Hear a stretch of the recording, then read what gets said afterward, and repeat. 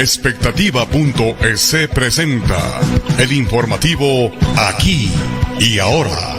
Noticias de la semana, entrevistas, comentarios. Bienvenidos. El periódico digital Expectativa, estamos iniciando el primer programa del noticiario semanal, un resumen noticioso de los hechos más importantes de la semana, aquí y ahora. A través de Expectativa se genera este informativo en la ciudad de Ibarra, provincia de Imbabura, con nuestro compañero, amigo Ramiro Delgado. Buenos días en este sábado 21 de noviembre del 2020, en las últimas horas, últimos días, frío en la región interandina. Ramiro, ¿cómo se encuentra? Muy bien, doctor Jaime Salazar, compañero, amigo. Estamos prácticamente retomando con una estructura tal vez diferente que es un programa muy importante, Expectativa, donde usted tendrá análisis, comentarios, noticias, tertulia, diálogo, videos, contactos con las más importantes fuentes de información del país y del mundo. Ese es nuestro propósito, acompañarles en este fin de semana y por supuesto mantenerles muy bien informados mediante Expectativa. Muy bien, vamos entonces, Ramiro, con ese resumen noticioso de la semana. Para quienes no tuvieron tiempo de informarse en el transcurso de los días, aquí les hacemos un compendio. Así es, y vamos a iniciar también con la revisión de lo que ha sido el quehacer informativo del medio digital Expectativa, la página de Facebook de Expectativa, donde les invitamos a darnos like y a seguirnos, evidentemente, y ahí hay muy importantes informaciones y noticias y entrevistas. En el transcurso de este programa vamos a realizar, a compartir con ustedes unos fragmentos de las más importantes entrevistas realizadas en el transcurso de la presente semana. Y hacemos iniciamos con lo que es la primera entrevista, la cual el doctor Jaime Salazar la realizó nada más y nada menos que al asambleísta José Chalá. Tenga la bondad de usted presentarnos esa entrevista. Muy bien, entonces vamos a escuchar lo que dice, a mirar también el asambleísta José Chalá Cruz, candidato también a la reelección.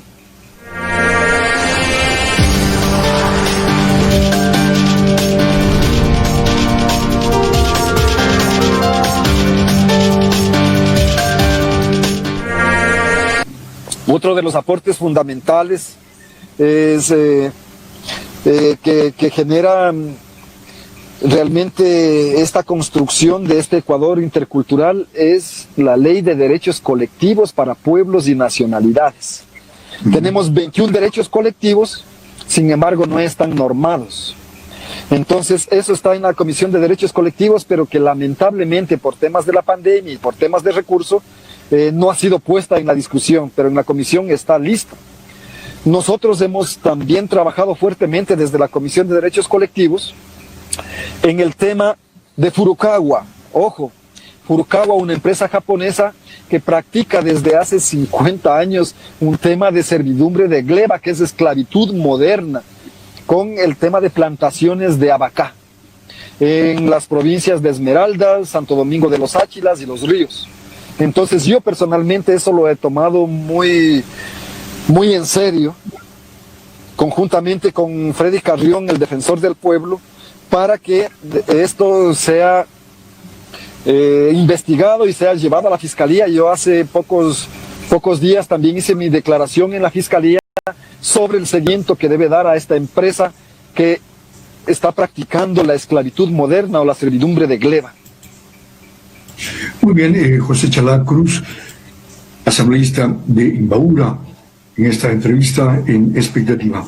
Un tema que también causó expectativa en esta semana fue la declaratoria de emergencia para el ícono turístico de Imbabura, como es la laguna de Yaguarcocha. Ramiro, una mayoría del Pleno del Consejo aprobó la declaratoria de emergencia. El municipio ejecutará el proyecto integral de recuperación de este ícono, como es la laguna de Yaguarcocha, que siempre es motivo de comentario, de noticia.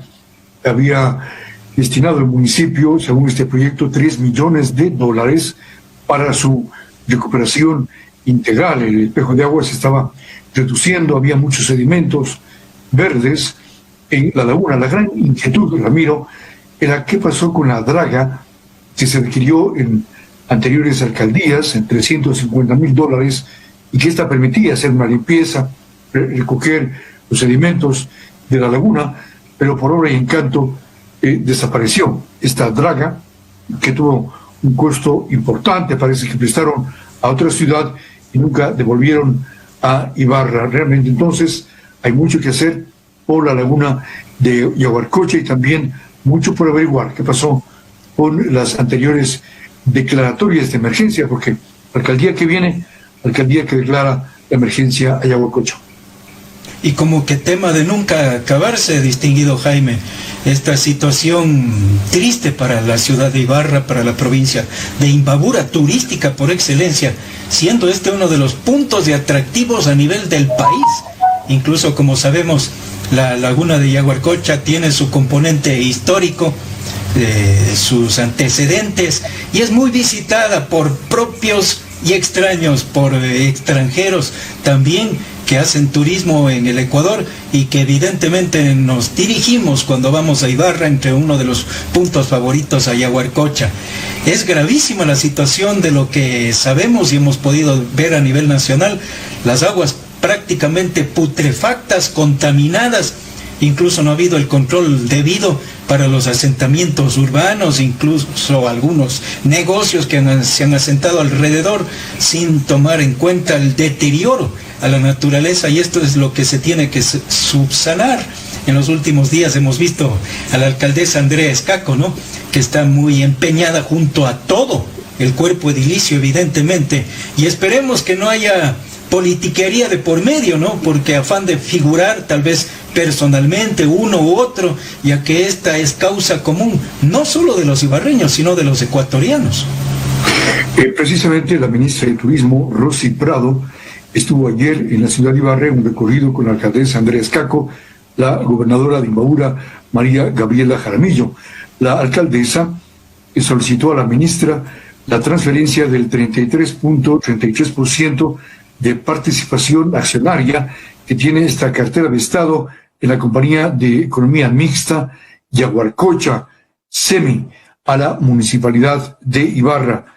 Por su parte, la ministra Prado de Holguín se comprometió a realizar las gestiones técnico-jurídicas para canalizar el traspaso y destacó el esfuerzo que se realizará para recuperar la laguna. Con la transferencia de acciones por parte del Ministerio a favor de la alcaldía, la municipalidad contará con el 55.55% de participación en la SEMI, permitiéndole la ejecución de acciones integrales en beneficio del desarrollo productivo, económico y turístico de la laguna, en estrecha relación con el proyecto integral de recuperación de Yaguarcocha. Ramiro. Así es, este tema de Yaguarcocha que dará mucho que hablar en los próximos días y de lo cual evidentemente los medios de comunicación y los comunicadores estaremos muy pendientes, porque evidentemente se trata de algo muy importante, como hemos dicho, a nivel de la localidad de la ciudad de Ibarra, a nivel de la provincia de Imbabura y evidentemente del Ecuador.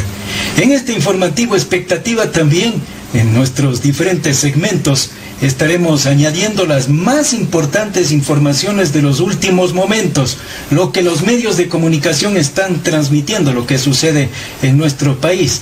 E iniciamos con esa temática realizando el sondeo de medios de comunicación y de los hechos y noticias, y resulta que lamentablemente en estos últimos tiempos, una vez más, ya van 2 casos de lo que damos cuenta en los últimos tiempos, 2 casos en que personas son agredidas por perros, por canes enfurecidos que causan gravísimas consecuencias.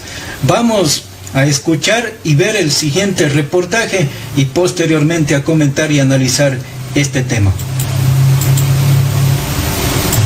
La llevaron cargando hasta la Fiscalía de Flagrancias en el cuartel Modelo.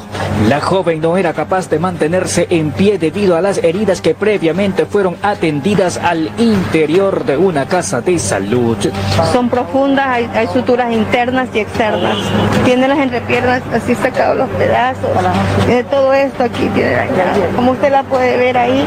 Según lo narrado, el hecho se produjo en la ciudad de la Villa Bonita, al norte de Guayaquil. La familia de la afectada se dedica al comercio de víveres. La menor de 17 años iba a realizar la entrega de una compra en casa de los propietarios de la mascota. Al llegar, el animal se lanzó sobre ella. Se brinca la ventana de la propiedad de los dueños donde ellos viven. Como no tienen verja, no tienen nada. Imagínense un animal, un lobo siberiano, casi el porte de uno, cuando se para en dos patas. A pesar de la agresión sufrida, la joven luchó para no dejarse caer y evitar que las mordidas alcancen zonas vitales de su cuerpo. Por fortuna para ella, un morador de la zona logró intervenir en la acción y así la mascota detuvo su feroz ataque. Ni los dueños salen, nomás que el vecino de al lado, un vecino, le agradezco al vecino que me la pudo salvar, sino que me la mata. Principalmente que se investigue y el animal se ha sacado de la organización. Esa es mi primer petición, porque hoy fue mi hija, mañana no sé qué niño puede hacer. Informó José Morales. Ahí está el informe de José Morales, el reporte respectivo y la cuenta de lo que sucede, ¿no? A tener cuidado. Como hemos dicho, el perrito es el mejor amigo del hombre, del ser humano, pero en estas ocasiones también la falta de cuidado hace que en ciertos casos causen gravísimas consecuencias. ¿Qué le parece, Jaime? Bien, realmente nadie impide, nadie prohíbe que tengamos una mascota, que tengamos en la casa este compañerito fiel, esta compañerita fiel como es una perrita o un perrito, una mascota que dicen es el mejor amigo del hombre, pero también se puede convertir en una pesadilla si es que no hay los controles respectivos, el cuidado del dueño, del propietario, del amo, del can, del perrito, porque si le va a sacar a pasear tiene que llevarle con una correa, con un collar, porque no se sabe cómo puede reaccionar en la calle el perro. Hay decenas de casos de niños que han sido atacados, de personas que han sido atacados por un perro que en forma impronta, imprevista, intempestiva, atacó a alguien que pasó cerca de la reja de una casa, le hirió, y hay casos de muertes incluso de estos perros que atacan niños en la calle. Entonces, a tener mucho cuidado, Ramiro, cuando se tiene una mascota, tal vez le reconocen al dueño, pero no a las personas que están corriendo o pasando por la calle. Hay que también ver qué pasa con la ley, con las ordenanzas que hablan sobre el tema del control de las mascotas en casa. Muchos llevan en la calle a sus mascotas para que hagan sus necesidades biológicas, los animalitos, y no recogen con fundas los desperdicios. Ahí también hay una violación a la norma, porque conocemos que hay una ordenanza en el cuidado y en el tratamiento de animales domésticos. Y evidentemente también se complementa con la sanción ejemplarizadora. En este caso, las leyes se han de aplicar sobre los propietarios, que son evidentemente responsables de sus mascotas, para que no causen este tipo de daños a la sociedad.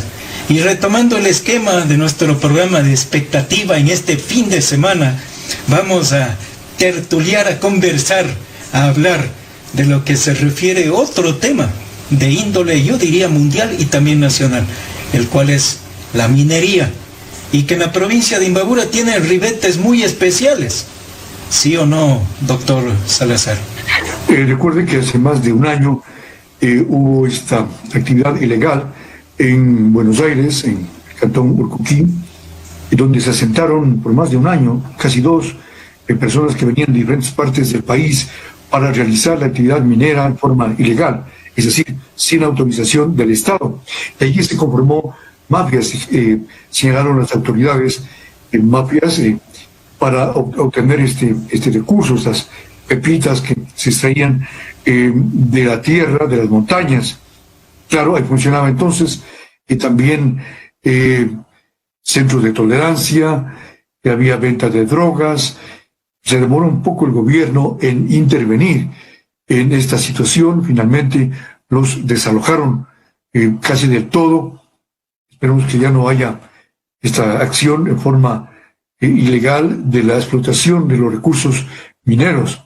Lo que pasa es que, claro, la necesidad obliga a que muchas gentes se dediquen a estas actividades para obtener algo de recursos en plena crisis económica. Allí el Estado debería intervenir para que, en efecto, exista, sí, minería, pero de forma transparente, en forma adecuada, sin afectar a los ríos, sin afectar al medio ambiente, que ha sido prácticamente el caballo de batalla de muchas autoridades de Cotacachi, que consideran que esto afectará al entorno, al medio ambiente en la zona de Intaj. Camilo. Ahí se genera la famosa polémica, ¿no?, entre naturaleza, ser humano, medio ambiente, y también evidentemente debemos extraer los recursos que nos ha dado la naturaleza. Pero he ahí donde viene el término famoso del desarrollo sostenible o sustentable.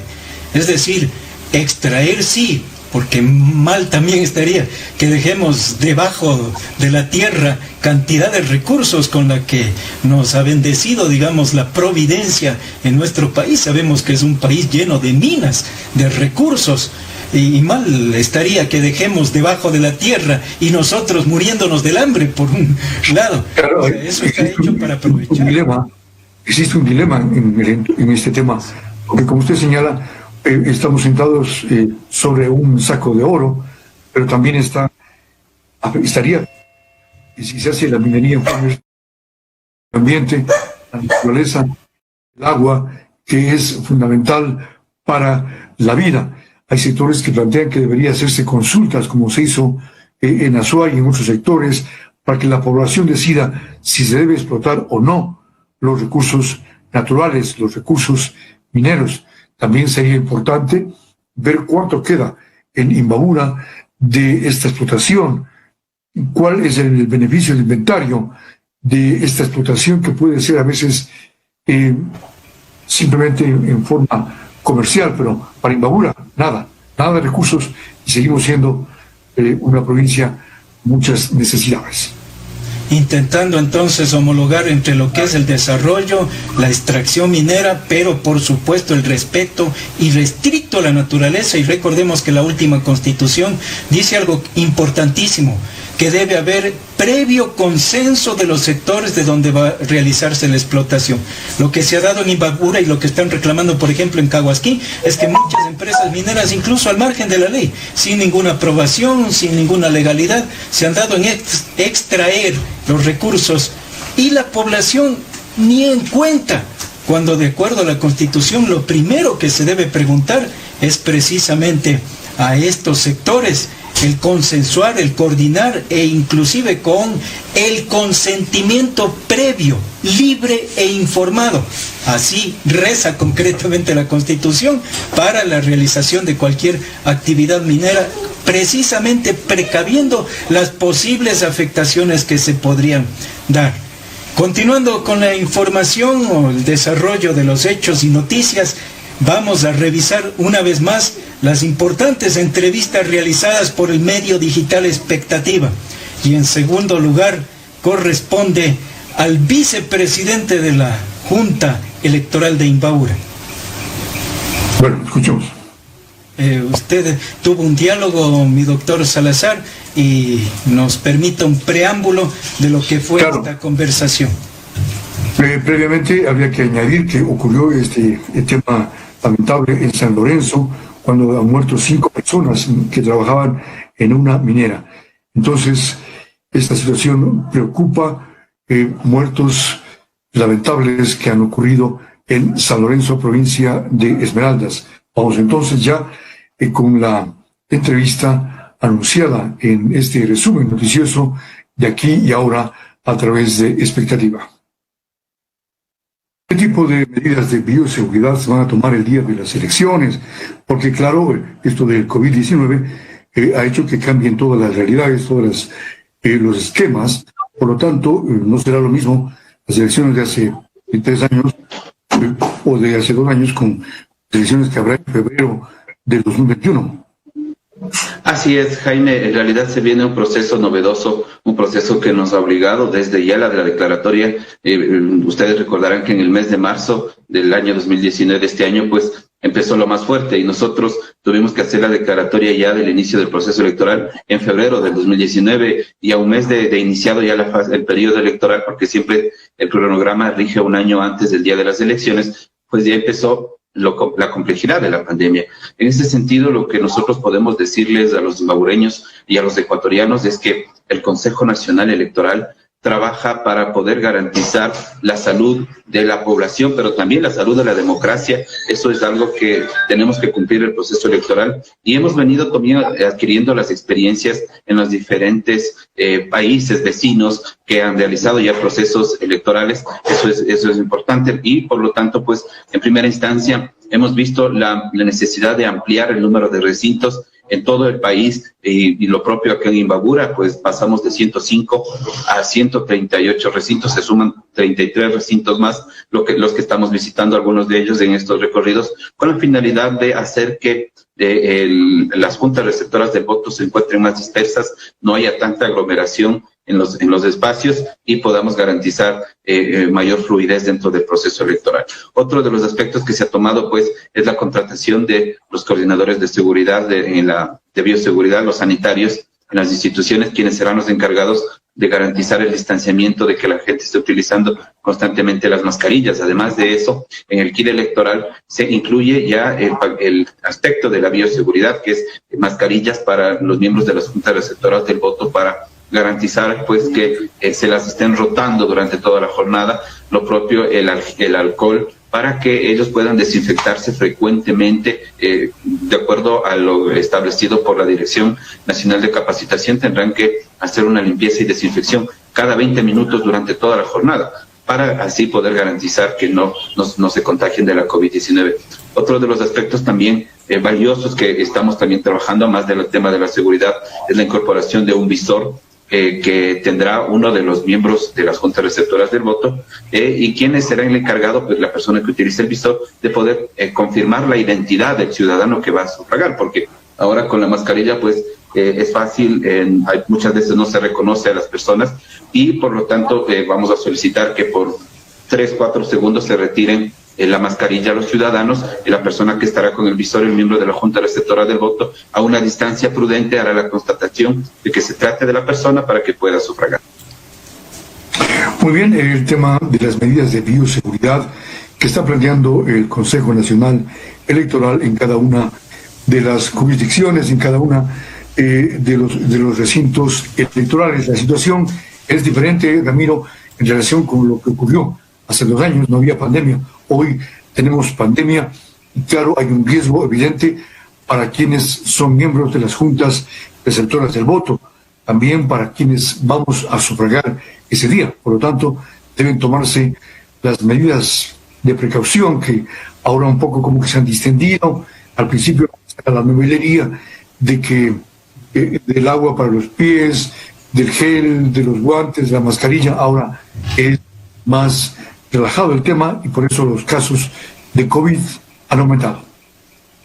Evidentemente las cosas están así, de esa manera, y hasta resulta medio paradójico, ¿no?, lo que relata en este caso el funcionario electoral, que esto, como conocemos, se está implementando a nivel del país y es primera vez en la historia, yo creo que de la humanidad, el que van a desarrollarse también las elecciones con este tipo de medidas bastante especiales, un poco... ¿qué diríamos hasta cierto punto? Medio irónicas, medio risibles, medio extrañas, pero es a lo que nos ha abocado la famosa pandemia en la actualidad en todos los ámbitos, y evidentemente que lo electoral no está lejano a este tema. Y usted, que desarrolló el diálogo con la autoridad electoral en la provincia de Imbabura, nos podrá acotar algunos aspectos más que se conversaron en esta importante entrevista que se ha realizado en Expectativa, este medio de información muy importante en relación con la temática mismo electoral en los presentes tiempos. Claro, un tema que le planteaba a Paolo Ponce era, Ramiro, en el sentido de que es primera vez que un periodista está como miembro de la Junta Electoral de Imbabura. Esto no es muy común, pero bueno, él ha dicho que tampoco es un impedimento para realizar estas actividades y que más bien hay vinculación, el tema político con el tema periodístico. En esta entrevista amplia hablamos de esos temas, también de las multas para quienes no van a sufragar, y claro, está pendiente el tema es si van a cancelarles o no, a darles o no un estímulo a quienes son como miembros de las juntas receptoras del voto, o les van a decir, bien, gracias, hay dinero para financiar las campañas de los partidos políticos, pero no hay dinero para pagar $20, como es costumbre, a quienes son parte de las juntas receptoras del voto. Habrá que revisar esa situación. No es posible que a quienes pasan todo el día, desde las 6 de la mañana hasta las 7, 8 de la noche, o a veces más, hasta altas horas de la noche, no reciban ni siquiera un estímulo económico. Habrá que revisar esas cifras. El Ministerio de Finanzas podría sacar de alguna partida, no sé, que a veces se gastan en muchas cosas y no en temas tan importantes como estos. Mire y escuche el programa Aquí y Ahora en el fanpage de Expectativa, el resumen de los hechos más importantes de la semana. Los esperamos en Aquí y Ahora, con la calidad de expectativa.es, la clave de la información. 5 de ellos vestidos con la chompa reflectiva de la policía judicial han preguntado por un ciudadano albanés, decían que tenían una orden de allanamiento. Como los guardias empezaron a sospechar, los sometieron a 2 guardias que estaban a la entrada y se dirigieron directamente hasta la vivienda que ocupaba el albanés. De inmediato, la policía activó a sus unidades especiales. Según el jefe de la unidad de muertes violentas, Fausto Olivo, detrás de este crimen estarían organizaciones delictivas conformadas por extranjeros y vinculadas al narcotráfico. En este momento está bajo reserva la investigación, pero en las primeras información tenemos que los vehículos son civil. Se puede observar en un video una persona que portaría una chompa similar a la de policía, pero estamos precisamente realizando las investigaciones. Dentro de las indagaciones se determinarán los calibres y la posibilidad de que hayan utilizado armas largas. La víctima habría salido de la cárcel hace pocos meses, vinculado a un caso de delincuencia organizada tras el asesinato de otro albanés en noviembre de 2017 en el centro de Guayaquil. Este proceso también había sido sobreseído, por lo tanto, pues nosotros estamos identificando los vínculos que tiene este ciudadano con una organización relacionada con el narcotráfico. Aún no hay detenidos, sin embargo, la policía confirmó que tienen sospechosos por esta muerte violenta, con la que suman 15 en lo que va del año en este cantón de Guayas. Es el reporte de William Young, de la colega cadena Ecuavisa, medio de comunicación, que nos habla de otro tema y una noticia más de las últimas horas. Nada más y nada menos que un caso no solo de asesinato, sino con componentes que hablan claramente de lo que es este tema del sicariato. Increíble. Antes en nuestro país éramos prácticamente ajenos a ese tipo de muertes violentas, ¿no?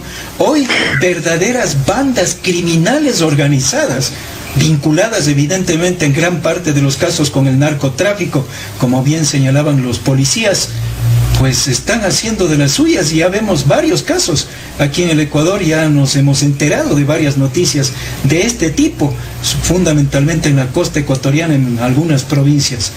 ¿Qué opina de esto, distinguido? Así es, Ramiro, realmente ya no es novedad. En Guayaquil, en la costa ecuatoriana, estos casos de sicariato, se dice que a veces matan, asesinan por poco dinero, $20, $50, $100, dependiendo del caso y dependiendo de la víctima. Como usted dice, Ramiro, este tema era lejano a nosotros, al Ecuador, pero como estamos globalizados, como somos parte de este mundo globalizado, se extienden también los beneficios, como también se extienden los delitos, se extienden, por supuesto, estas cadenas delincuenciales, estas mafias que operan a nivel de América Latina y también del Ecuador. Lo curioso es que ingresaron a este condominio privado con los delincuentes, con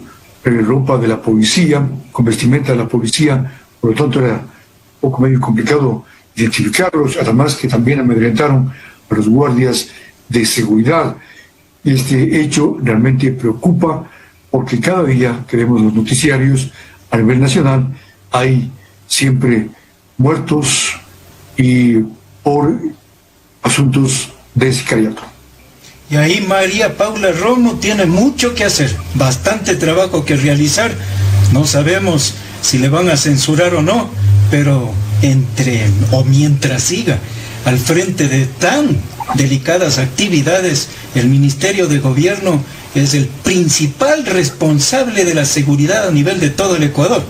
Y actualmente estamos viviendo en medio de un ambiente, a más de la pandemia, se ha dicho que prácticamente nos ha venido esta otra pandemia, tal vez mucho más grave y cruenta, que también está causando numerosas víctimas mortales, inclusive heridos y más. Hay robos, hay situaciones que estamos viendo en los últimos tiempos avanzar inexorablemente, multiplicarse. No necesariamente queremos culpar tal vez a ciertos grupos sociales o personas, pero ha coincidido que con la venida de muchas personas provenientes de países vecinos a residir en nuestra patria, también se han incrementado las necesidades, los problemas y lamentablemente los temas sociales de la delincuencia como estos que estamos narrando en los precisos momentos. No sé si tenemos ya mismo el video que está circulando en redes sociales respecto de la pareja del terror que asaltó a una pizzería en principio, luego una panadería, en fin, se logró identificarlos a través de las cámaras de seguridad. Allí comentaba, yo no sé qué piensa usted, Ramiro, que usted vio el video, realmente eran 2 personas nomás para 6 o 7 que estaban en dicha pizzería, pero la gente prefiere no complicarse y entregaba el celular, entregaba la billetera, las carteras, en fin. Uno dice a veces no podrán defenderse, pero a veces es medio complicado y riesgoso, Ramiro. Sí, es complejo el tema y el momento. Son situaciones muy tensas que las vivimos ahora, ya que las cámaras lo filman todo y nos transmiten. Y se ha viralizado este tema de la famosa parejita, juntos para lo bueno y juntos para la porquería. Par de delincuentes, ladrones, acechando en todo Quito, en varios locales. Ya se ha descubierto incluso en otro sitio, no solo que ingresan, no solo que roban, sino que incluso con saña y violencia atentan contra niños que estaban ahí. Una dama intenta defenderse, el delincuente le golpea con el revólver, le deja lastimada la cabeza, sangrándose. Realmente escenas pavorosas. Menos mal que la acción policial, de la cual hemos estado pendiente y muchas veces felicitamos, en las últimas horas ya nos dan cuenta, nos está llegando el reporte que ventajosamente se ha logrado identificar a esta pareja, y es precisamente un titular que estamos anticipando que va a venir, y atentos a este informativo. En los siguientes minutos estaremos transmitiendo esa información, la cual estamos precisamente recopilando en estos precisos momentos, en estos exactos momentos. Y uno de los delincuentes tenía ya 10 detenciones anteriores. Significa que la justicia le ha liberado 10 veces. O sea, ¿cómo es posible que un delincuente entre y salga de la prisión como Pedro en su casa? Y realmente eso son las consecuencias del crecimiento de la delincuencia, porque no están en las cárceles, sino que están en las calles, en los centros comerciales, en los restaurantes. Y yo diría, no sé si Ramiro coincide conmigo, pero hace falta un poco más de seguridad en los restaurantes, ¿no? Porque allá entra cualquiera, le asaltan y le pueden hasta matar. Pero claro, no hay control. No sé si será posible hacer un control, porque las cámaras de seguridad son a posteriori. No sé si previamente, antes, se puede hacer un chequeo, un check-in, antes de que se produzca el asalto. ¿Habrá cómo o no? Al paso que vamos va a tocar, pero va a estar muy difícil, ¿no? Muy difícil, ¿no? Jaimito, por los costos, por eso. personal prácticamente especializado solo para eso, y como que no hay el dinero en los negocios, peor aún, ahora en tiempo de pandemia. O sea, la situación como que lleva a eso, a tomar otro tipo de medidas. Pero lo mínimo que vamos a tener que hacer, si así sigue el descuido de parte de los gobernantes que están permitiendo que avance la inseguridad, si sigue la crisis social, la pobreza y la miseria que genera en parte este tipo de hechos, pues no nos va a tocar más que mínimo, al menos capacitarnos en temas de seguridad. Bien lo dice usted, mi compañero, mi amigo doctor Salazar, en verdad no sabemos cómo actuar, cómo proceder, cómo reaccionar, qué hacer, qué medidas de inteligencia tenemos que ya aplicar en los negocios, en los diferentes lugares, para de alguna manera tratar de mermar y protegernos frente al avance delincuencial y de estas hordas de delincuentes que están creciendo abundantemente en los últimos tiempos. La pregunta es, Ramiro, usted como autoría, disculpe que le pregunte, Ramiro, si usted estaba en esta pizzería, ¿usted se dejaba asaltar, entregaba las llaves, entregaba su billetera que tiene muchos dólares, por supuesto, o oponía resistencia? Creo que desgraciadamente en el país que vivimos o nos ha tocado, a veces ya hemos enfrentado ese tipo de hechos de violencia y no ha quedado otra de lo que todo el mundo aconseja, ¿no? Preferible 1000 veces, los objetos se recuperan. Tarde o temprano, quienes sí estamos acostumbrados a trabajar, a esforzarnos y a generar recursos, tarde o temprano, con mucho esfuerzo, recuperamos los bienes que los antisociales nos han quitado, pero la vida es imposible. Así que claro, hay que poner orden de prioridad ahí, Jaimito. Claro, pero Ramiro, usted verá una vez más este video de la pizzería. Ellos primero van a la caja, conversan con la cajera, con la despachadora, y claro, los que están ahí sirviéndose las pizzas, los que estaban sirviéndose, no oyen, no se percatan, deberían estar más pilas, más atentos, y claro, como si nada ocurriera, llegan y les asaltan. Me parece que deberían estar prevenidos para botar por ahí el celular, no entregarles tan fácilmente, digo yo, o será tanto la tranquilidad que uno está que no se percata que la delincuencia está merodeando cerca de nosotros, prácticamente a 2 metros, ¿no? Está muy cerca y no se toman las medidas del caso. Tenemos que cuidarnos nosotros mismos, no andar muy descuidados, muy despistados, sino más bien con los 5 sentidos, ¿no? Pero es grave, ¿no? Imagínense que en un momento que estamos ingiriendo nuestros alimentos o en cualquier sitio, ¿no?, tengamos que estar, como dicen, con un ojo puesto, o sea, con cuidado, con temor, con zozobra. No puede ser. Definitivamente no podemos entrar en ese ambiente de pánico, de incertidumbre, de desazón, de pensar que los delincuentes cualquier rato pueden llegar a nuestra casa, a nuestro hogar. Incluso se han dado casos, no sé si usted se ha percatado, que hemos transmitido evidentemente en nuestros medios de comunicación, donde incluso en clases, en plenas clases virtuales, ingresan los delincuentes hasta los hogares. O sea, el tema se está yendo de las manos y esto es algo que amerita una actitud conjunta. Ahí sí, obra sería del actual gobierno, una de las primeras tal vez ya yéndose, que nos permita una mayor capacidad de control, una mayor ejecución interinstitucional, una situación completa en conjunto con los ciudadanos, ¿no? Y que combata este otro tipo de flagelo que es la delincuencia que se está presentando. Y de lo que usted decía en el otro de los videos, justamente pasa eso, que las personas se dan cuenta, se percatan, tratan de correr, incluso una señora hasta le arranca el objeto al delincuente y ya se imaginará las gravísimas consecuencias. Es que frente a este tipo de criminales, de desnaturalizados, no se puede actuar con tanta tranquilidad. Prácticamente se arrastran ahí, se forcejean entre la mujer también y la otra dama que está siendo robada. Pues prácticamente se produce un forcejeo, como decimos, y finalmente interviene el hombre, este ladrón, que presumimos que es el esposo en esta pareja que está acechando, y como digo, como prácticamente le estaba ganando a su pareja, a su pareja que estaba en el acto delictivo, entonces él procede incluso a unos niños que estaban cerca. Procede a amedrentarles, a apuntarles con la pistola, a arrastrarles, a arrancharles los objetos. O sea, son gente desalmada, desnaturalizada, frente a la cual hay que tomar medidas diferentes y no sé cuáles. Tal vez tengamos que entrar, Jaimito, lo que hacen en Estados Unidos, armarnos el pueblo para defendernos con armas. Allá prácticamente usted sabe, allá es muy cuestionable el tema, es muy polémico el tema. Otra polémica, porque nos llevan al pueblo a querer armarnos, a querer, obviamente pidiendo las autorizaciones del caso, y a tratar de esa forma de repeler, porque no vienen desarmados. ¿Cómo usted enfrenta si le están encañonando con un revólver? Por eso le digo, Jaimito, hemos vivido esas escenas y ahí evidentemente toca priorizar la vida, no queda más, y esperar que Dios nos... No hay que hacerse el Jean-Claude Van Damme, ni tampoco el Arnold Schwarzenegger. Eso está bien para los filmes, para las películas, pero para ciencia ficción, la realidad otra.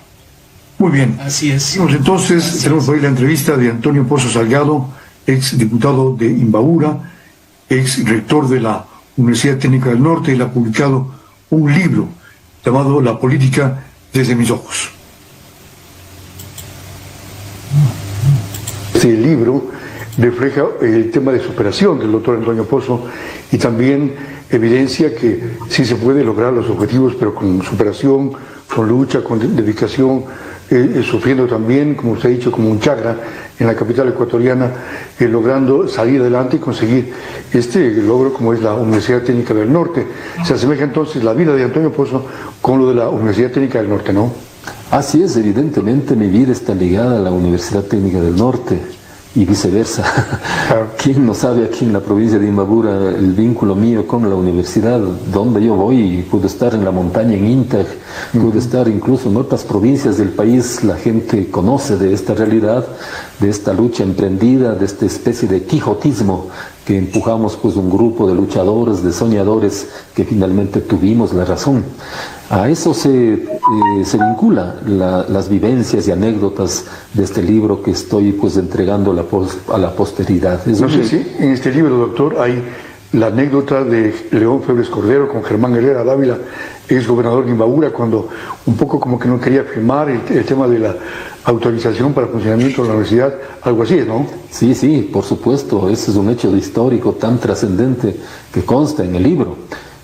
Curiosamente, pues tuvimos 3 vetos totales a la creación en otros gobiernos, y curiosamente en la época de Febres Cordero, de derecha, ¿no? Claro. Era un hombre de derecha, y él sabía muy bien que quienes dirigíamos el proceso de creación de la universidad éramos gente de izquierda, y sin embargo de eso, pues por una acción eficaz, yo diría, un gran amigo como es Germán Herrera, que en esa época pues era social cristiano, era gobernador, diputado por el Partido Social Cristiano, pero vea cuánto pesa la amistad. Ese tipo de valores también se rescatan aquí en el libro. Yo rescato valores no solamente como ese, y otro, por ejemplo, Gustavo Noboa Bejarano era presidente de la República y él era muy amigo mío.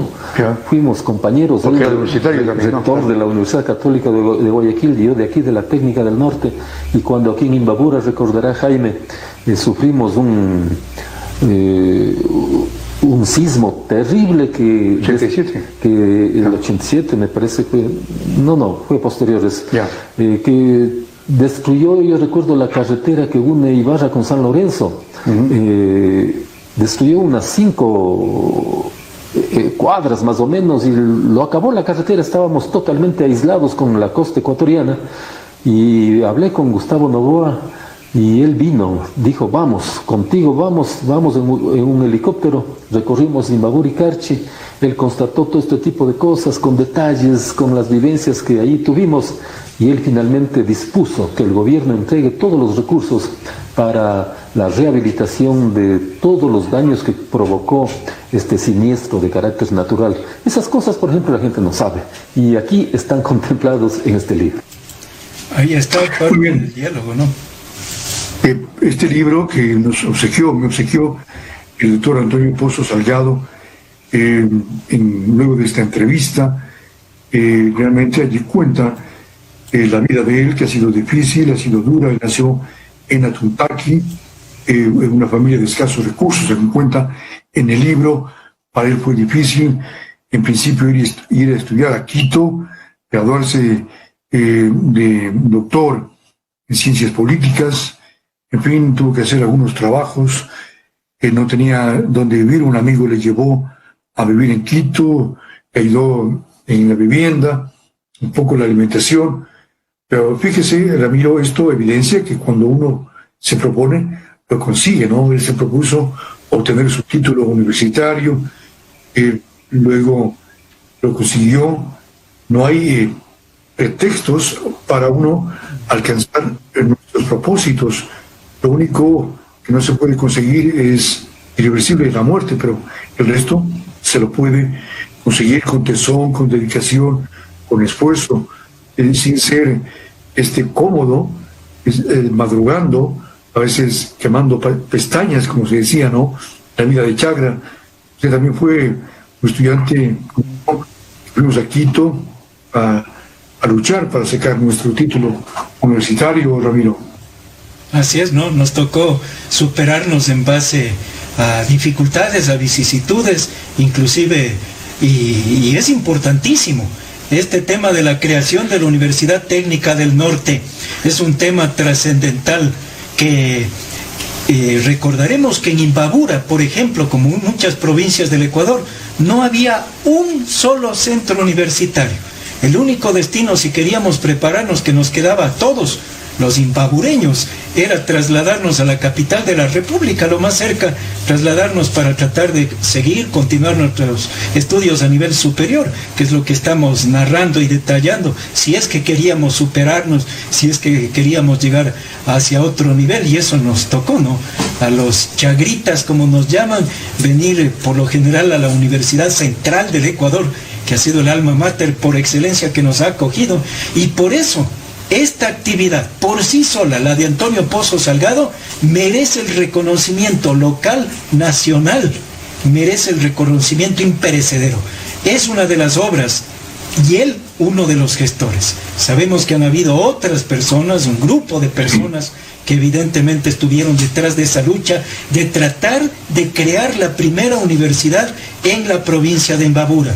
Entonces, frente a toda esta panorámica de obras, de actividades, qué grato es escuchar a Antonio Pozo, quien evidentemente al ser un hombre político tendrá sus detractores y también sus seguidores, pero algo que hay que ser con caballerosidad, reconocer todos los imbabureños y ecuatorianos, que él fue el gestor y de hecho muchos años rector de la famosísima hasta hoy Universidad Técnica del Norte. Claro, y también cuenta en este libro, porque se trata de anécdotas de su vida, de su historia. Allí cuenta que también fue detenido, fue llevado a la cárcel en épocas de la dictadura militar. También cabe destacar que dos expresidentes no vetaron este proyecto de ley de creación de la Universidad Técnica del Norte, Jaime Roldós y Osvaldo Hurtado, y fue un presidente de derecha como León Flores Cordero, ya desaparecido, quien dio el visto bueno, gracias al apoyo de Germán Herrera Dávila, para que no se vete y se apruebe la creación de la Universidad Técnica del Norte, centro de estudios superiores, en el cual tuve la oportunidad también de dar algunas clases, recuerdo, en temas de comunicación hace unos 20 años. Entonces, un libro interesante que recomendamos. Ahora, en cambio, vamos al tema de las noticias de última hora, sondeando los medios aquí permanentemente, viendo lo que acontece.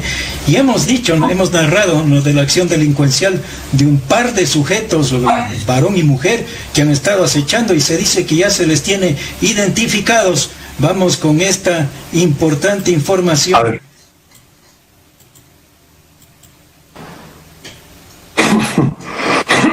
Los videos de cámaras de seguridad dan cuenta de múltiples asaltos.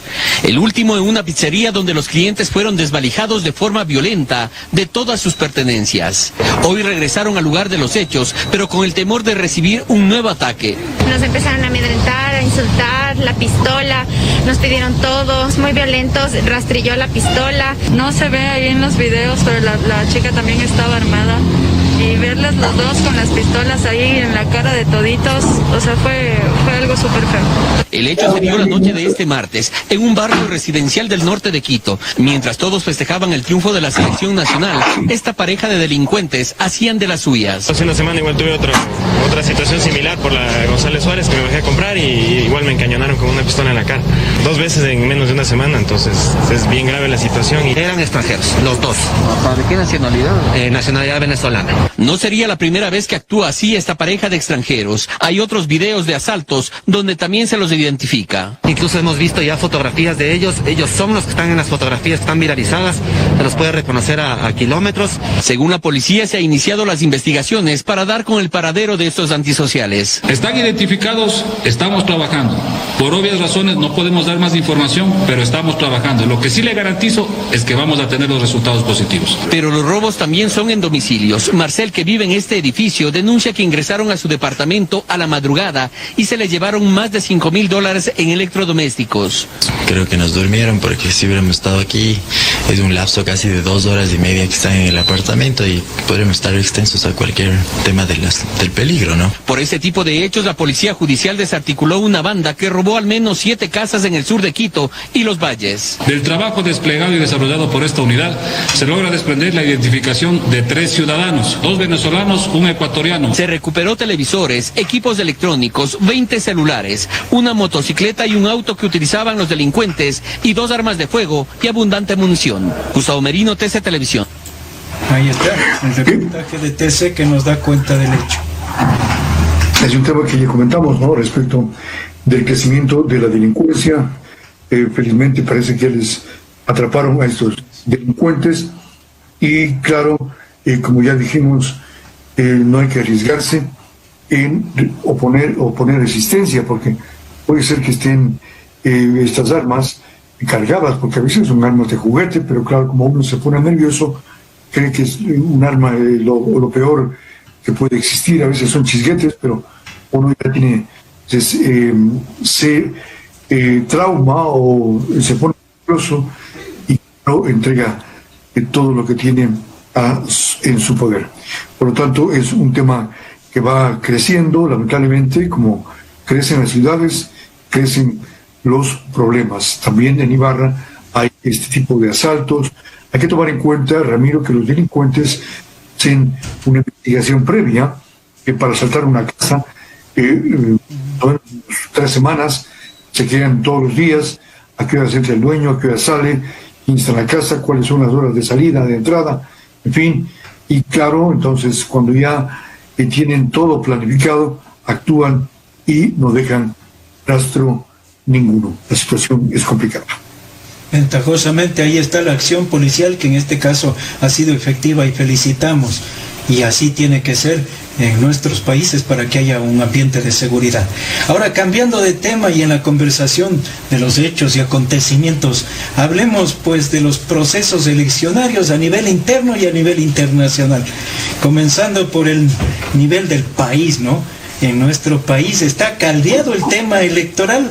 Y yo no sé si estoy equivocado, Jaimito, y usted me sepa corregir, pero me parece que primera vez, yo antes recuerdo así de simple, se oía que había unos candidatos, llegaban, se inscribían y participaban. Así era antes. Ahora, en cambio, es un novelón, un culebrón, sobre todo a ciertos políticos o a ciertos partidos o a ciertos candidatos. No sé si sea mi idea, pero me da la impresión de que es demasiada coincidencia, ¿no? En ciertos casos les ha resultado facilito, han llegado y se han inscrito, pero de inmediato. Y en otros casos, en cambio, que viene una impugnación, que viene un problema, y hasta ahora no sabemos quién mismo está de candidato a la presidencia, digamos, de manera definitiva y total, ¿no? Porque no están cerradas las posibilidades y hay algunos candidatos impugnados. ¿Qué le parece este panorama electoral que vivimos? En primer lugar, se batió el récord de inscritos para las candidaturas presidenciales. 17 binomios en primera instancia. Están como 15 ya en firme, faltarían 2 o 3 más. El tema de Álvaro Noboa realmente preocupa porque el Tribunal Constitucional le da luz verde y el CNE dice que no. Entonces, ¿a quién hacemos caso? ¿A qué nos atenemos? El Tribunal Contencioso, en el tema legal, en el orden administrativo, dice que sí puede Álvaro Noboa ir con justicia social de Jimmy Salazar, que por supuesto no es nada para mí, pero claro, el CNE dice que no va de candidato, y luego los dirigentes del partido o de Álvaro Noboa, los simpatizantes, Circa Sánchez, señalan que hay un acuerdo entre Creo y Social Cristianos para perjudicarles esta candidatura, que sería la sexta de Álvaro Noboa, la sexta candidatura, increíble. Nunca antes en la historia de América Latina y del mundo, creo yo, ha habido un candidato con tantas participaciones. Ha batido el récord Guinness, tal vez, para Ripley, lo que ocurre con Álvaro Noboa, también con Andrés Arauz, que hasta el momento no está en firme. Su candidatura tiene una impugnación, otra impugnación. En que ir a quedar esta situación realmente es complicado lo que ocurre en el panorama electoral en el país, cuando hay muchos candidatos, lo cual confunde al electorado, porque a fin de cuentas no saben por quién va a votar en medio de esta apatía electoral que existe. En Imbabura, Ramiro, ya han llegado una buena cantidad de candidatos presidenciales, a saber, ha venido ya en forma oficial Lucio Gutiérrez, Gustavo Larrea, también vino Andrés Arauz, también vino recientemente Jaco Pérez, que se cambió de nombre, antes era Carlos Arnulfo Pérez, hoy es Jaco Sacha Pérez. Así está el ambiente político, entonces a la espera de que el CNE, ya llegamos ya mismo a Navidad y no decide cuáles son los candidatos presidenciales en firme. Evidentemente, y usted nos ha señalado varios de los nombres que sabemos, de acuerdo, digamos, a las encuestas famosas, y de alguna forma lo que hay que ser realistas, ¿no? En ciertos casos la gente dice, no sé para qué ciertos personajes se presentan a las contiendas electorales, si claramente saben y se ve que van a estar peleándose las últimas ubicaciones.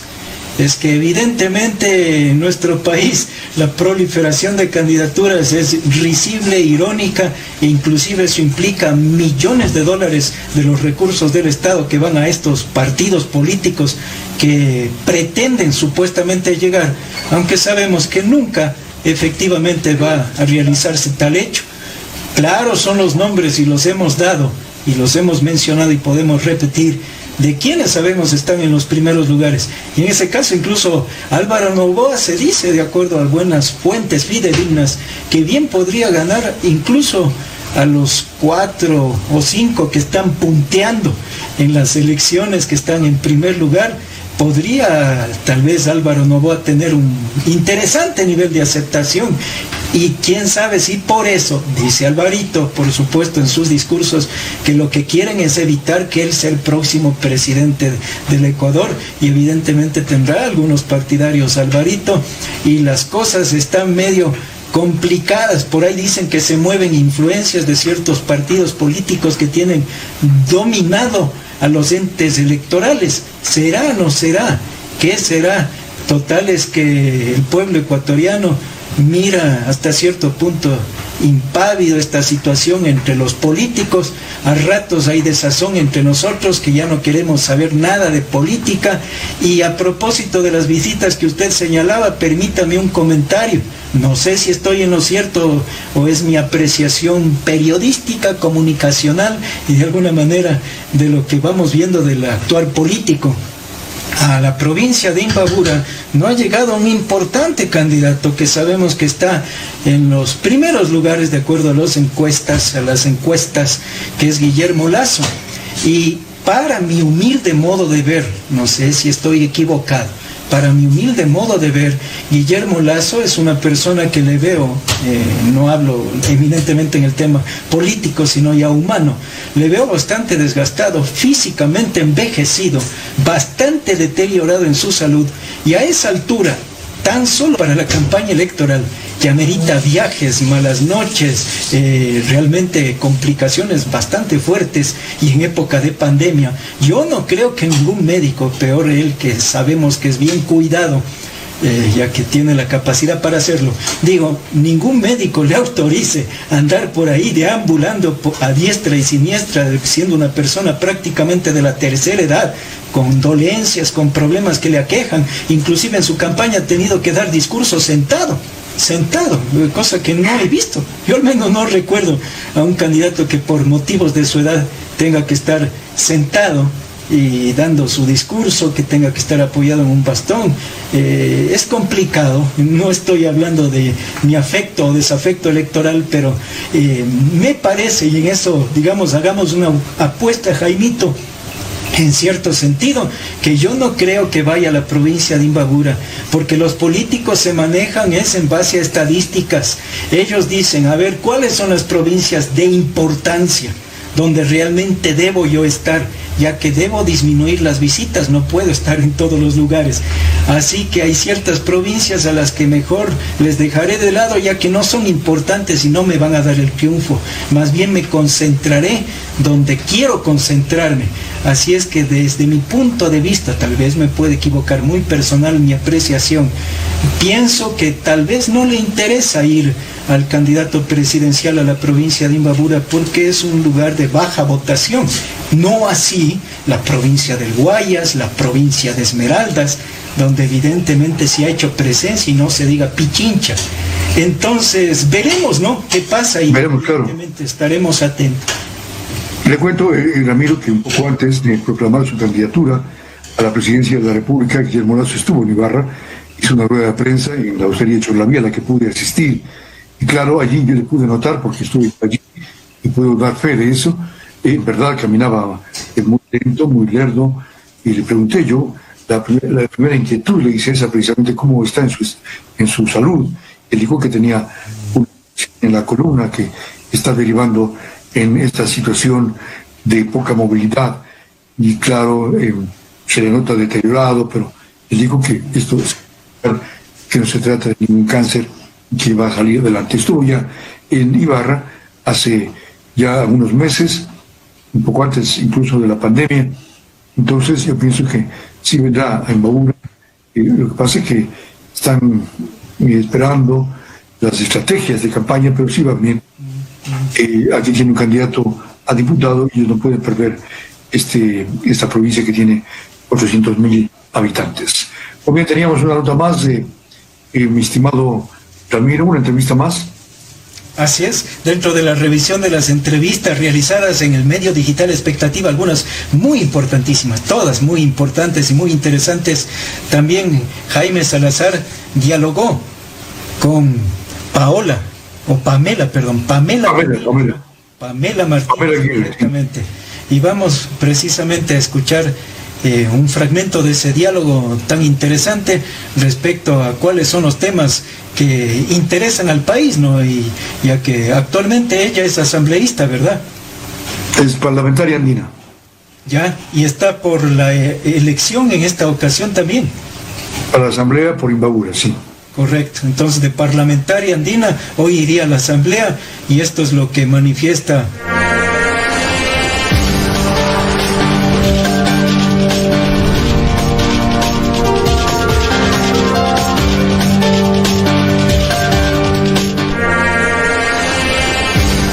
Entonces, lo recuerdo con muchísimo cariño y creo que fue una pérdida muy grande, sobre todo para la provincia, porque su nivel cultural, su nivel académico era muy importante. Sintiéndolo mucho, Pamela, le conocí, mi amigo, el doctor Marco Chujín Ruiz, quien, recuerdo, en los años 70, él estudiaba caminando, él estudiaba en la noche, es decir, trataba de ajustarse al tema de laboral, al tema de estudios, incluso estudió a una edad ya madura, diría yo, para conseguir sus objetivos. Eso es digno de rescatar. En los recorridos que realizan ustedes, me refiero a los candidatos de Centro Democrático, ¿qué les dice la gente a ustedes en este conversatorio que realizan, por favor? Sabe que son muy buenos estos recorridos. La gente nos llena de esperanza, nos llena de emoción. siempre está la esperanza vigente, ¿no? Dicen, queremos que vuelvan, queremos volver a tener un país de oportunidades, un país con salud, un país con educación. Nos cuentan todo lo que están viviendo, nos cuentan que ya no tienen uniformes nuevos los niños, que ya no se entregan libros nuevos para al inicio del año lectivo. Asimismo, nos cuentan que ya, lastimosamente, los maestros ya no les pagan a tiempo, que nuevamente hemos vuelto al pasado donde tienes un maestro para 4 o 5 aulas. Nos cuentan la tragedia que estamos viviendo en los temas de salud. Siempre escuchamos que un familiar, que un amigo se ha muerto, que ya no les entregan las medicinas para distintas enfermedades. Recordemos que en el Hospital San Vicente de Paúl, la Revolución Ciudadana instaló el primer centro de diálisis para el norte del país. Ahora ya no se realizan con la misma periodicidad como se hacía con la Revolución Ciudadana. Asimismo, nos hemos dado cuenta que no se entregan las medicinas, los servidores públicos despedidos, impagos. Los trabajadores nos cuentan que por esa mal llamada ley humanitaria, que de humanitaria no tiene nada, les han despedido y les han dado liquidaciones de 10, 20, 30 dólares luego de trabajar 25 años en las empresas. Nos cuentan la tragedia que están viviendo, sin embargo nos inyectan esa fe, esa esperanza que tiene nuestro pueblo imbabureño de volver a tener días mejores, de volver a tener obra pública. Muy bien, ahí estaba Pamela Aguirre, candidata a la Asamblea de Imbabura. También ella fue parlamentaria andina, tuvo que renunciar para lanzarse como candidata a la Asamblea, porque así es la ley.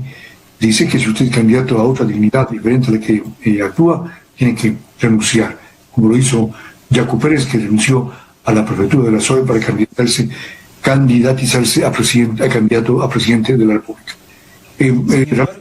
Incluyendo...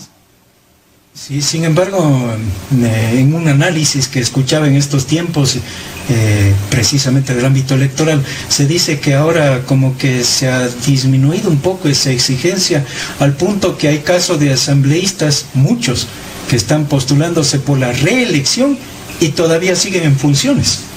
Y eso está gravísimo porque hay una especie de doble interés muy preocupante. Claro, es que la ley lo permite, ¿no? Que usted es candidato a la misma dignidad, no tiene que renunciar. Cuando es candidato a otra dignidad para alcalde, prefecto o presidente de la República, como en este caso de Jaco Pérez, tiene que renunciar. Por ejemplo, José Chalá, que es candidato a la reelección, no tiene para qué renunciar, tiene que seguir hasta el mes de mayo del próximo año, si es que pierde las elecciones, si las gana, seguir 4 años más. Y eso es complicado, ¿no? Porque ahí se conjugan intereses, por una parte electorales que tienen, y por otra parte de sus funciones que son eminentemente políticas, en este caso de los asambleístas. No sé si, yo al menos pienso, que esta prohibición, que es para otro tipo de autoridades, que usted bien lo señala y lo puntualiza, también debería ser en general para todos quienes están ejerciendo la función pública, ya que, como decimos, no es compatible, imagínese, una candidatura con ejercer una función pública. Mal o bien, incluso voy a caer inintencionalmente en lo que se denomina gasto de los recursos públicos o empleo del potencial público en intereses personales. No es lo mismo que si yo soy asambleísta y tengo todo ese poder y toda mi capacidad, que si soy un simple ciudadano que por primera vez estoy intentando llegar a la asamblea. Entonces hay una competencia desleal, desigual, y por supuesto otros casos gravísimos, ¿no? Actualmente se ventila en las áreas de la Asamblea Nacional lo que es el juicio político a Romo, y se habla mucho de que por ahí puede haber cierta manipulación, ya que, como decimos, algunos tienen claros intereses electorales y como que se cuidan de su voto, no necesariamente votan a favor de lo que el pueblo queremos, que hagan justicia allá en el ámbito de la Asamblea, sino que prácticamente tienen que andarse sigilosamente, ¿no? Como haciendo cálculos. ¿Qué le parece esta situación? Claro, como estamos en época electoral, muchos asambleístas querrán obtener votos, están de candidatos, entonces, y también sus partidos y sus candidatos a presidentes querrán abonar votos. Por lo tanto, es casi un hecho la censura a la ministra de Gobierno, María Paula Romo, porque no tiene los votos que le vayan a respaldar y a mantener en ese cargo. Recuerde que el partido de gobierno, muchos ya se están echando para atrás y por lo tanto tienen que hacer alianzas, tienen que hacer acuerdos, y esos acuerdos se están agotando porque el gobierno ya está de salida. Es casi un hecho entonces la censura y destitución de la ministra de Gobierno, María Paula Romo, por haber autorizado que se utilicen bombas lacrimógenas caducadas durante las protestas del mes de octubre del año 2019. Abuso de poder, de autoridad, de pronto sería la figura, o como dicen, uso excesivo de la fuerza, ¿no? En la cruenta represión que incluso tuvo eco internacional. Aquello es inocultable. Cambiando de temas, ahora vamos nuevamente con el contacto informativo, y este es otro tema de lo que habíamos dicho, que además del coronavirus, esta es otra de las pandemias, la corrupción. Qué triste ver que en los hospitales, inclusive no solo que no hayan recursos, sino que habiendo, no se los utiliza. Eso dice el siguiente reporte que llega en los siguientes minutos y lo compartimos con ustedes. Veamos. Equipos nuevos, en cartones y sin ser utilizados. Cientos de insumos caducados que permanecen en sus fundas. Fueron algunos de los hallazgos que Televistazo encontró durante un recorrido en la bodega de activos ubicada frente al Hospital Teodoro Maldonado Carbo del Seguro Social en Guayaquil. Asimismo, 42.000 botellas de alcohol que la Casa de Salud compró y que expiraron en 2018. Los frascos están almacenados en estas cajas. Según Jorge Guatet, presidente del Consejo Directivo del IES, estas anomalías fueron denunciadas también por personal del hospital, que ahora enfrentan amenazas de muerte. Tenemos un escrito de un funcionario del Teodoro Maldonado que le han puesto una amenaza de bomba en su casa. ¿Por qué la amenaza? ¿Por denunciar la corrupción? Claro. O por querer sacar a la gente que hay que sacar. Otro de los problemas detectados en esta bodega es la falta de chatarrización de equipos, que según directivos del hospital cumplieron su vida útil. Sin embargo, para el funcionario, debieron ser auditados con el objetivo de aprovecharlos en otros centros donde hacen falta.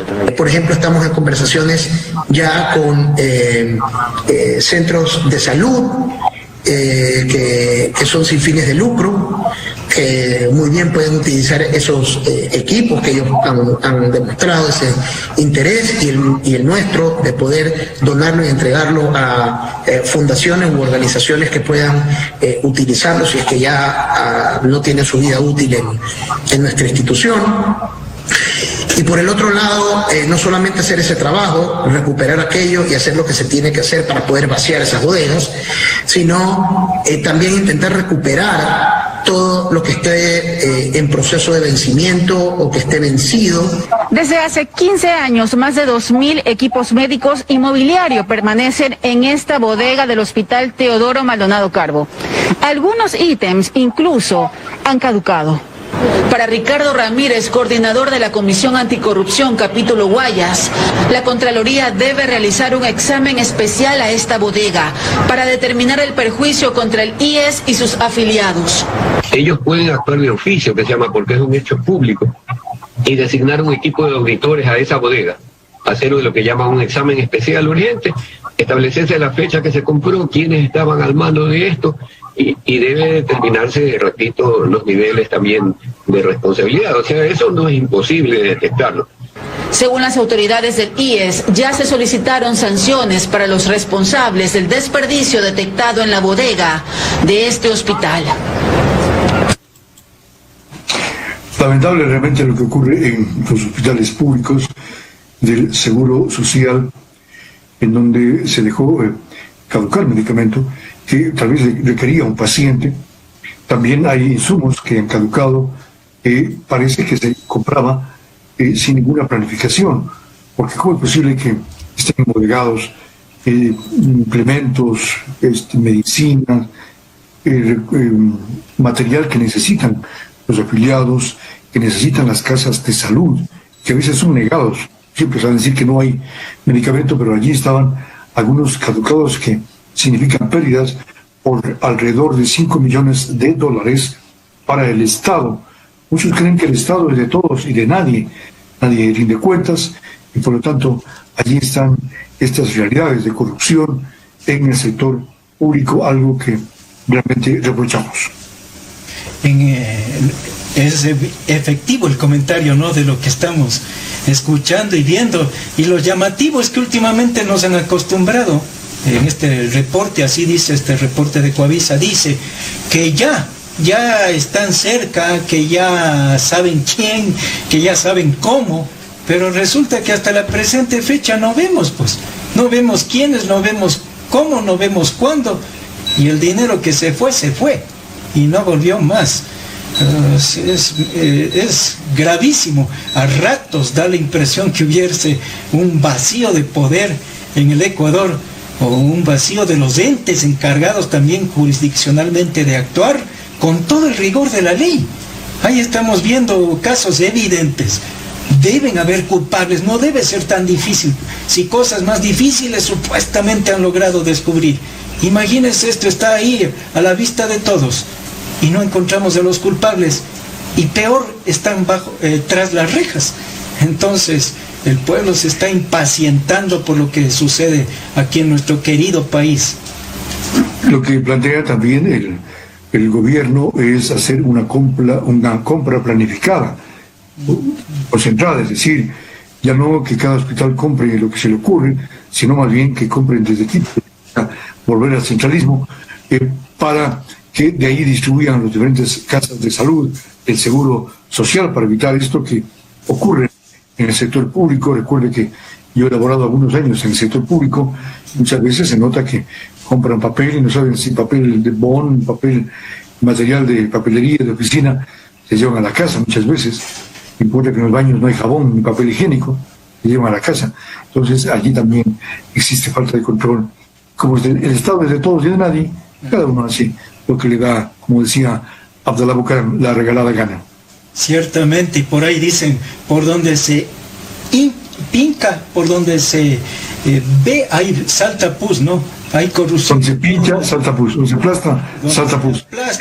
Aparece la pus de inmediato.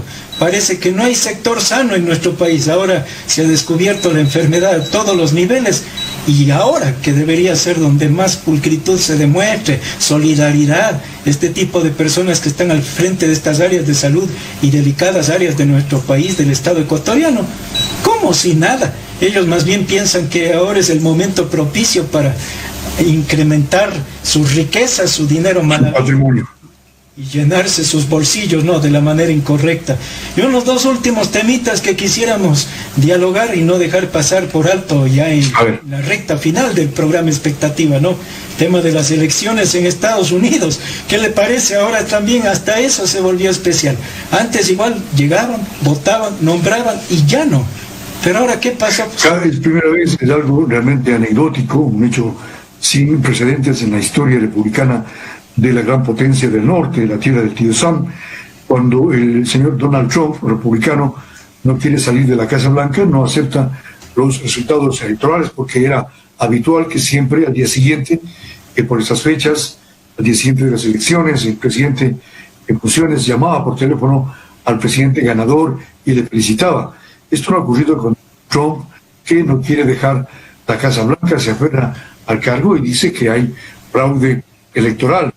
Yo creo que no es así, simplemente no acepta la derrota que le ha propinado Joe Biden, que es un demócrata, el presidente más longevo de la historia norteamericana. Y recuerde, Ramiro, que Ronald Reagan tenía menos de 75 años, 78 tiene Joe Biden, y realmente en este país del norte, la gran potencia, la número uno del mundo, allá no votan como aquí en el país, ¿no? Que vamos todos a votar el mismo día, ya se votan por colegios electorales, por delegados, que son los que eligen al presidente, no es como el sistema parecido al nuestro, es muy diferente, a veces un poco difícil de comprender, pero así ha funcionado. Pero Donald Trump dice, no quiero salir de White House, la Casa Blanca. Ahora déjeme a mí también abogar a nombre de Donald Trump, ya que usted ha abogado a favor de Biden. Digamos, abogado del diablo, usted no. Hubieron algunas denuncias, y yo creo que en ningún ámbito, o sea, menos en Estados Unidos, se debe menospreciar lo que se dice, no todo amerita investigar. Una cosa que sí me admira, me sorprende, al menos que yo sepa. Si yo estoy participando en un proceso eleccionario e impugno el famoso proceso, ¿cómo es que los medios de comunicación ya dicen que ha ganado el contrincante si hay una impugnación de por medio? O sea, me llamó la atención a mí.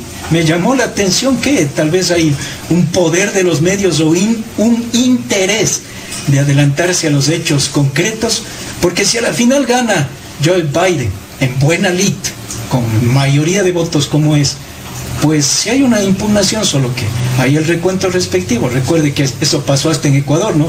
El caso de Guillermo Lazo Moreno, claro, que quedaron finalistas, hubo una impugnación. Pues mientras no se solucionaba ese tema, que incluso recordará que él dijo que se abra todo, que se cuente voto por voto, yo creo que prácticamente casi así se lo hizo, y posteriormente ya solucionado ese tema, ahí sí se proclamó el resultado. En este caso hay una impugnación, no sabemos, yo al menos digo, no estoy en la constancia para decir si será verdad o mentira.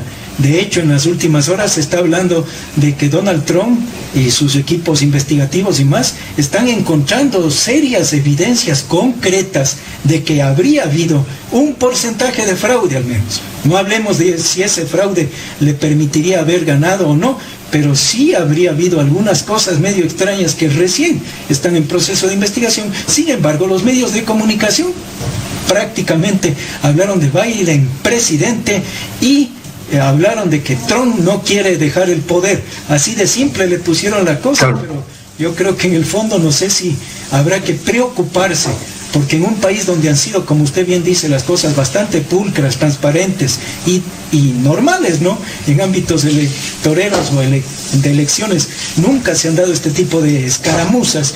En cambio, hoy se está dando este cuestionamiento al nombramiento de Biden. Yo creo que Biden debería ser el más interesado en que se clarifiquen las cosas para que su triunfo sea como debe ser.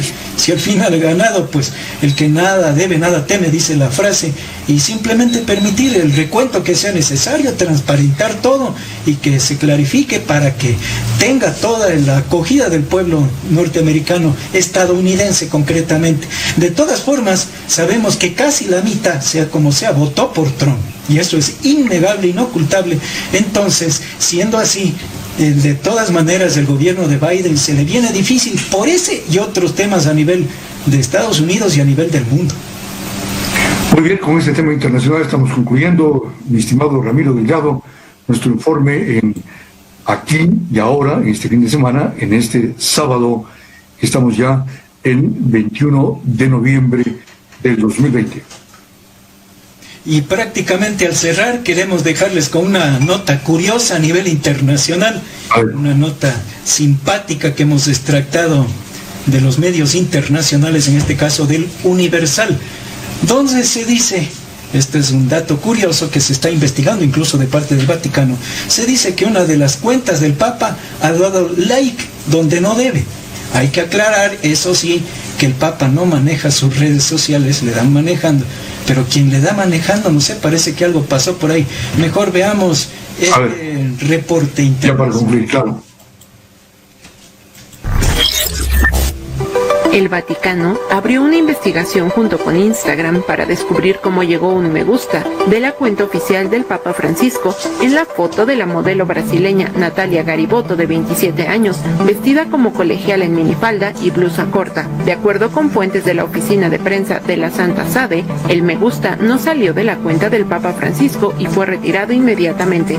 Garibotto confirmó por medio de Twitter que la cuenta verificada de Instagram del Papa Francisco le dio like y al repostear una captura de la acción escribió: "Al menos me voy al cielo", hecho que alborotó aún más las redes sociales. Cabe destacar que las cuentas de Twitter e Instagram del Papa Francisco son gestionadas por personal vaticano y no se descarta que el me gusta se haya tratado de un error del equipo o incluso de un montaje. Muy bien, ahí está, y puede ser un error, puede ser un montaje o puede ser que alguien aplastó el dedo en forma equivocada, sin querer queriendo. Así las cosas en el país y el mundo, y para nosotros ha sido una satisfacción estar en esta emisión de expectativa del fin de semana, evidentemente donde traemos el análisis, el comentario de todo lo que ha sucedido en las últimas horas a nivel local, nacional e internacional. Muy bien, amigos y amigas, Ramiro, un buen fin de semana, igual a nuestros seguidores en expectativa.es y también en la página que maneja Ramiro, es Ecuador Noticias, ¿no? Noticias Ecuador en Vivo, una página que también retransmite esta señal. Muy bien, hasta vernos entonces la próxima semana. Que la pasen bien. Hasta pronto, Ramiro. Hasta pronto, que tengan un buen fin de semana. Hasta vernos. Chao, chao. Hemos presentado Aquí y Ahora, el especial noticioso de fin de semana. Hasta la próxima.